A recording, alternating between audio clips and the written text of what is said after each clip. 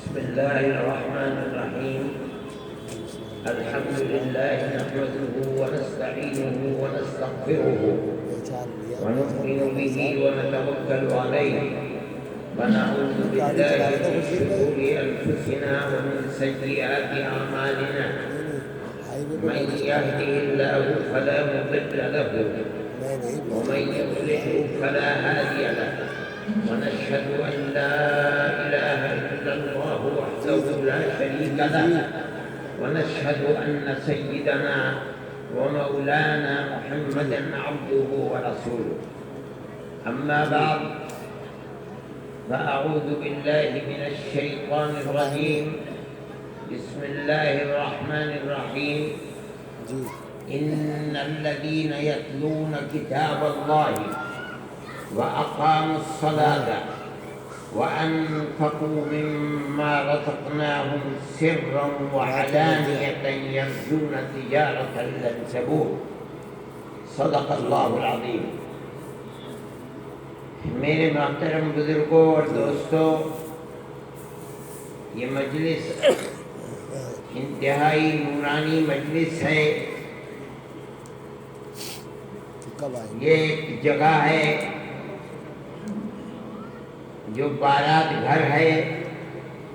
میں نہیں سمجھتا ہوں کہ آج کی اس مبارک مجلس سے پہلے کبھی یہاں کوئی ختم قرآن کی ایسی مبارک تقریب ہوئی ہوگی. حقیقت یہ ہے کہ اللہ کی کتاب صرف قرآن ہی نہیں ہے. اس سے پہلے حضرت موسیٰ علیہ نبینا علیہ الصلاۃ والتسلیم پر اللہ نے تورات کتاب کو اتارا. وہ بھی اللہ کی کتاب ہے. اس کے بعد حضرت عیسیٰ علیہ نبینا علیہ الصلاۃ والتسلیم کو اللہ نے انجیل عطا فرمائی. وہ بھی قرآن، وہ بھی اللہ کی کتاب ہے. اس سے پہلے قرآن میں ذکر آتا ہے زبور کا، وَآتَيْنَا دَاوُودَ زَبُورًا. پھر قرآن ہی میں صحف ابراہیمی کا بھی ذکر آتا ہے. کچھ کتابیں آج بھی دنیا کے اندر موجود ہیں. تورات و انجیل کو یہود و نصارہ پڑھتے بھی ہیں، اور انجیل کی تو اشاعت دنیا کے اندر بے شمار ہوتی ہے. لیکن قرآن جو اللہ کی آخری کتاب ہے، اس کا طرح امتیاز یہ ہے کہ اس امت کو جیسا تعلق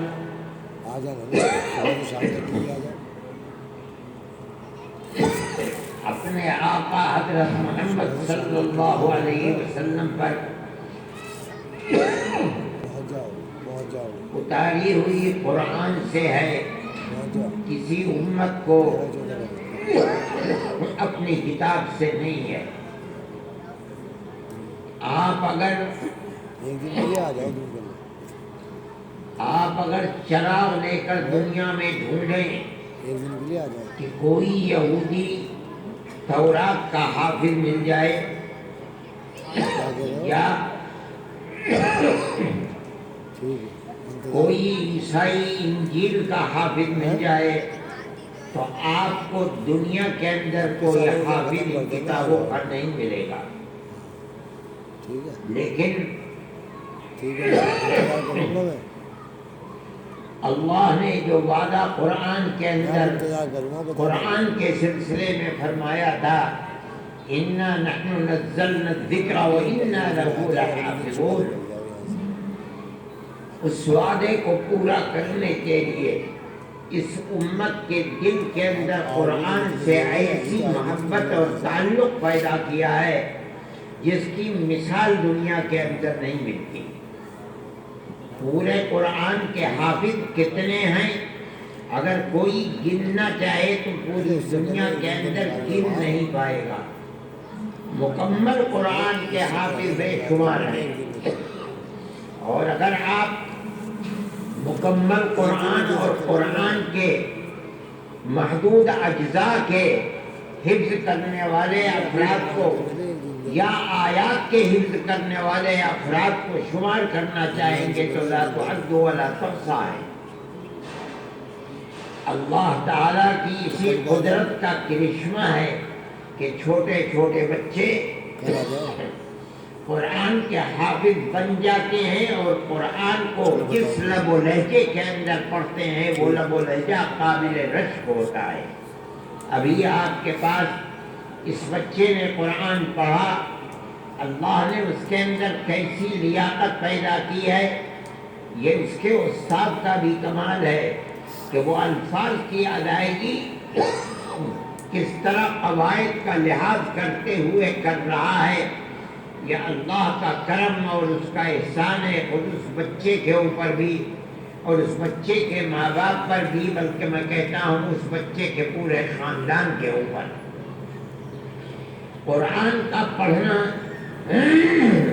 اس کا حفظ کرنا، قرآن کی تلاوت کرنا، یہ سلسلہ در حقیقت جناب رسول اللہ صلی اللہ علیہ وسلم سے شروع ہوا تھا اور آج تک چل رہا ہے، اور ہمارا ماننا یہ ہے کہ رہتی دنیا تک چلتا رہے گا انشاءاللہ۔ قرآن کی آیات اور ان آیات کے اندر جو مراد خداوندی ہے، جس کو تفسیر کہا جاتا ہے، یہ دونوں چیزیں جبرائیل امین لے کر نبی کریم علیہ السلام کے پاس لاتے تھے۔ کوئی دوسرا دنیا کے اندر جاننے والا اس کا نہیں تھا۔ پہلی کتابیں تو لکھی لکھائی آسمان سے اتری، انبیاء لے آئے، امت کے سامنے پیش کر دیا، لیکن قرآن اس طرح نہیں اترا ہے، بلکہ 23 سالہ دور نبوت میں قرآن ایک دو آیتیں آہستہ آہستہ حکمت خداوندی کے مطابق اترتی رہی۔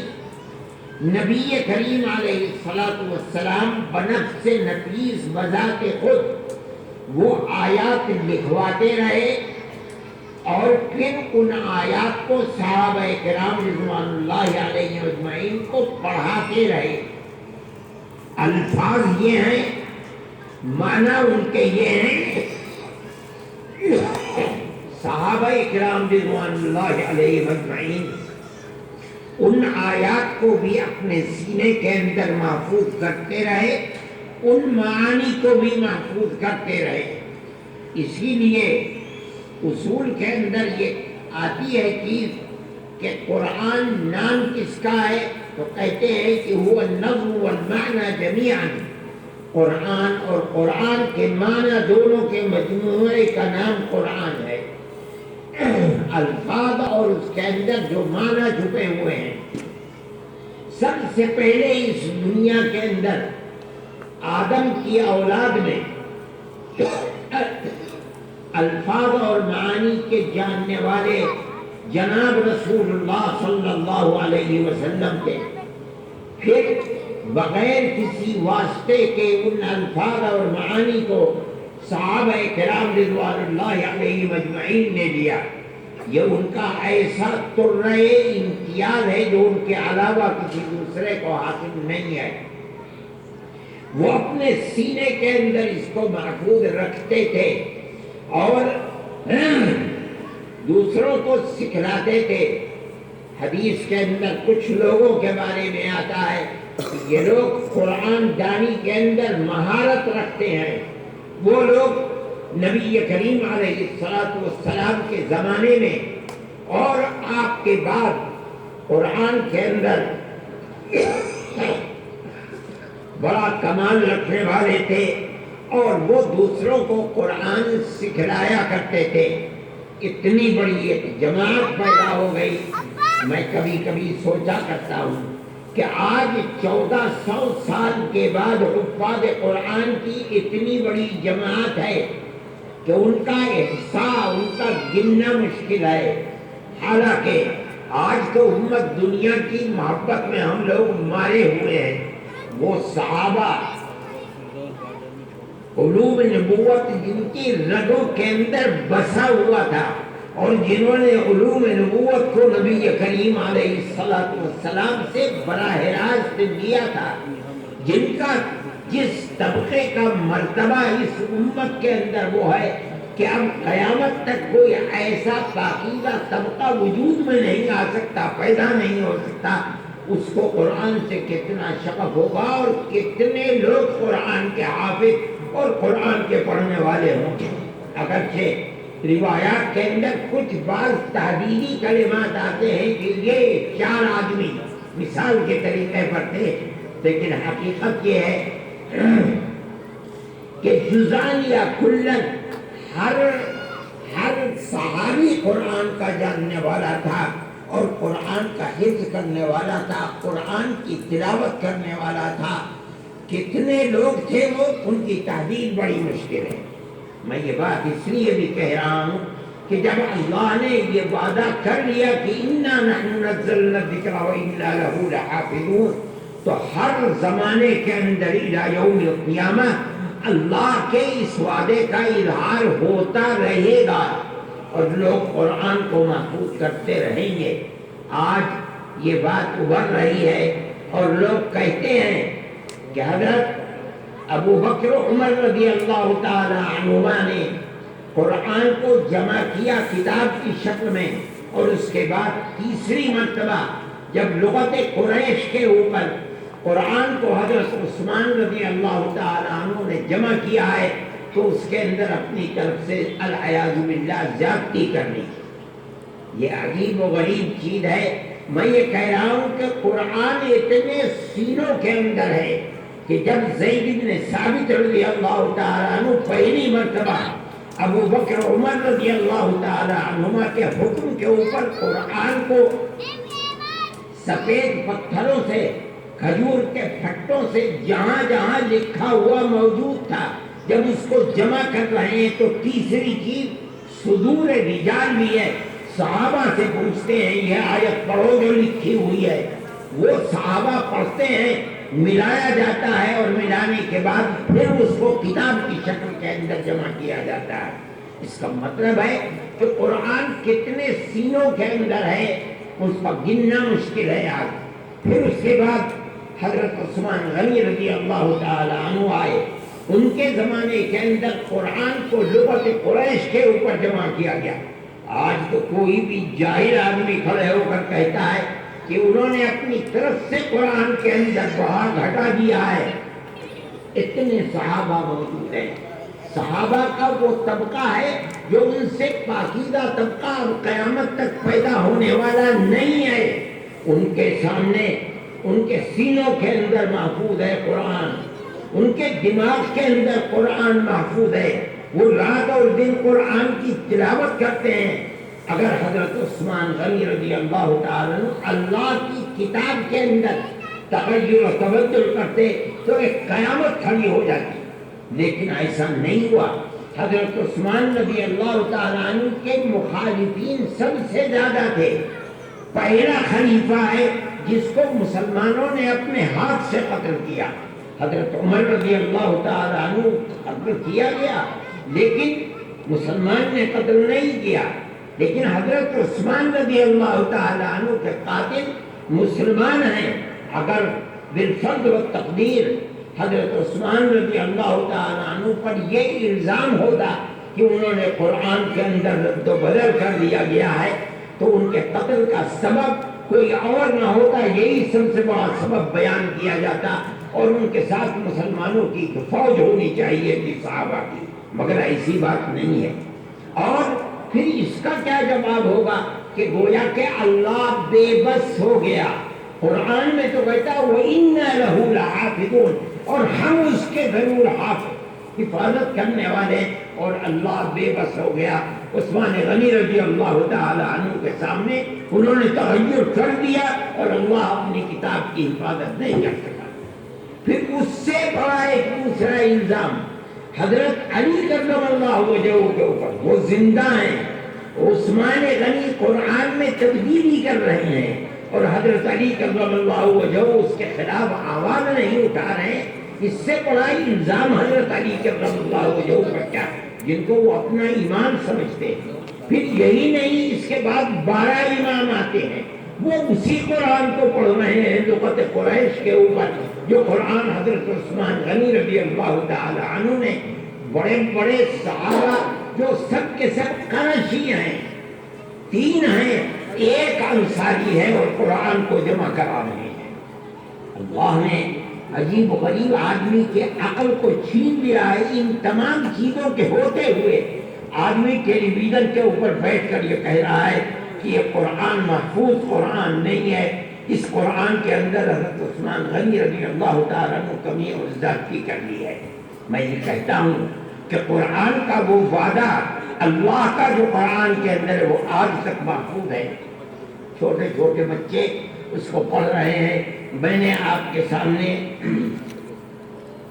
ایک آیت تلاوت کی تھی، اس آیت کے اندر اللہ فرماتا ہے ان الذین یتلون کتاب اللہ، بے شک وہ لوگ جو اللہ کی کتاب کو پڑھتے ہیں، تلاوت کرتے ہیں، اور وہ لوگ جو اقامت صلاۃ کرتے ہیں، یعنی نماز کو صحیح طریقے کے اوپر باوجود دل جمعی کے ساتھ نماز کو ادا کرتے ہیں۔ تیسری چیز وَأَنفَقُوا مِمَّا رَزَقْنَاهُمْ، اور جو ہم نے ان کو رزق دیا ہے، اپنی ماں کے پیٹ سے لے کر نہیں آئے تھے، خالی ہاتھ تھے، ہم نے جو ان کو رزق دیا ہے اس رزق کو خرچ کرتے ہیں محتاج اور ضرورت مندوں پر۔ یہاں قید لگے کہ اللہ کی رضا کے لیے خرچ کرتے ہیں۔ یہ 3 کام کرنے والے در حقیقت اللہ فرماتا ہے یہ اپنے اللہ سے تجارت کرتے ہیں۔ دنیا کی ہر تجارت کے اندر ٹوٹا ہوتا ہے، لیکن یہ ایسی تجارت ہے، اللہ قرآن میں وعدہ فرما رہا ہے ہرگز اس تجارت کے اندر ٹوٹا نہیں۔ آج اس بچے نے اس قرآن کو پورا کیا ہے، پڑھ پڑھ کر پورا کیا ہے، آج تک اپنے اللہ سے تجارت کی ہے، اور خدا کرے یہ جب تک اللہ اس کی عمر میں برکت عطا فرمائے، یہ اپنی زندگی میں ہمیشہ قرآن کی تلاوت روزانہ کرتا رہے، اور اس تجارت کا سلسلہ اپنے پروردگار کے ساتھ یہ بچہ برابر قائم رکھے، یہ اس کے لیے بھی باعث سعادت ہے، اور یہ اس کے پورے خاندان اور ماں باپ کے لیے بھی باعث سعادت ہے۔ پھر اس چیز کی یہ دلیل ہے کہ اللہ نے حافظ قرآن کو در حقیقت منتخب کر لیا۔ یہ بچہ اللہ کی رحمت، اس کی عنایت اور نصرت کے لیے منتخب ہے۔ اس لیے کہ اس آیت کے بعد اگلی آیت میں اللہ فرماتے ہیں ثم اورثنا الکتاب الذین اصطفینا من عبادنا، پھر ہم نے کتاب کا وارث ان لوگوں کو بنایا ہے اپنے بندوں میں سے جن کو ہم نے اپنی رحمت، عنایت اور مغفرت کے لیے چن لیا ہے۔ یہ بچہ وارث بن گیا حافظ ہو کر کے۔ اللہ تعالیٰ اس بچے کی عمر میں برکت عطا فرمائے، اور اللہ اسے برابر قرآن کی تلاوت کی توفیق عطا فرمائے۔ یہ حافظ قرآن ہے، ابھی 1 جز ہے قرآن کا، کل کو جب یہ ان معانی کو سمجھ لے گا انشاءاللہ، محنت کر کے پڑھے گا، اور وہ معانی جو مراد خداوندی ہیں ان کو پڑھ لے گا، سمجھ لے گا، اس وقت گویا کہ یہ کہا جائے گا کہ یہ مکمل قرآن کا حافظ ہے۔ اللہ اس بچے کو سمجھ کر قرآن پڑھنے کی سعادت میسر فرمائے، اس کی عمر میں برکت عطا فرمائے۔ یہ قرآن اس کی دنیا، آخرت اور خاص کر قبر کے اندر وسعت اور منور ہونے کا سبب بنائے۔